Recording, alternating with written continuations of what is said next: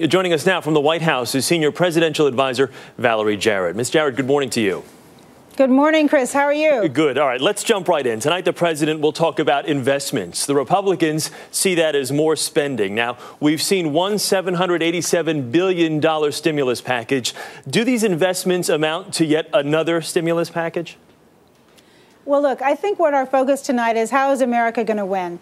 And what we have to do is invest, but we have to invest wisely. So we have to focus on innovation and sparking the creativity and genius of the American people. This is a country that invented everything from the light bulb to the internet, and we want to make sure that we are creating that ingenuity that's going to lead to the jobs of the future. We want to invest in education.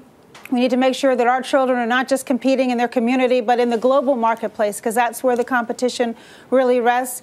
We have to invest in infrastructure smartly. In order to induce companies to invest in America, they need to know that the infrastructure is in place so that they can conduct their businesses, and that's what our competitors are doing.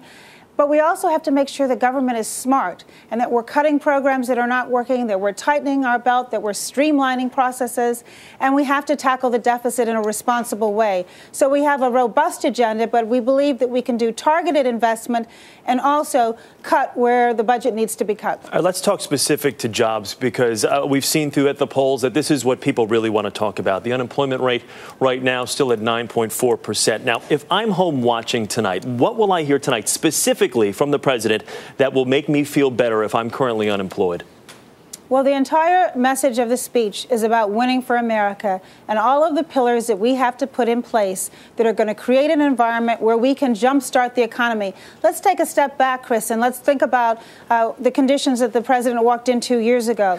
The stock market was in a free fall. Our financial system was crumbling. The overall economy was really in a horrible slump. We lost 4 million jobs in the last 6 months before he took office alone. And Ms. Jarrett, and I understand that, but I think people, they know the back history. They want to now look forward. And what can people at home, what will they hear tonight that's going to now be different? That we are going to be investing in all kinds of ways that are going to create an incentive for jobs to be created right here. What I was going to say is that over the last year, we've created over 1 million private sector jobs. So we're moving in the right direction. Companies at the end of last year reported robust earnings, and they're seeing profits come back, and there's money on their balance sheets. And so what the president wants to do is to create an environment where they will invest and grow. Just last week, he announced a new Council on Jobs and Competitiveness chaired by GE. GE is a company that's growing right now, that's exporting around the world, that's really a model for what we should be looking for the future. So we want the best ideas from around the country, from business, from labor, from academics.